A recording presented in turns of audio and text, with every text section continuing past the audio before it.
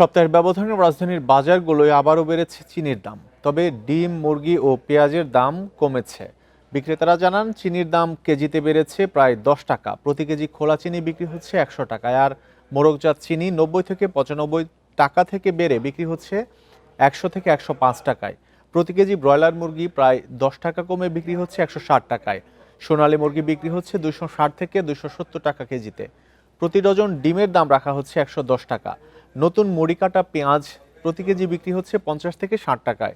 তবে সরবরাহ কম থাকায় নাজিরশাইল চালের দাম কেজিতে 3 থেকে 4 টাকা বেড়েছে, বিক্রি হচ্ছে 75 থেকে 85 টাকা কেজি দরে।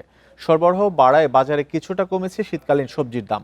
প্রতি কেজি শিম, মূলা, করলা এবং ফুলকপি ও বাঁধাকপি বিক্রি হচ্ছে 30 থেকে 40 টাকায়।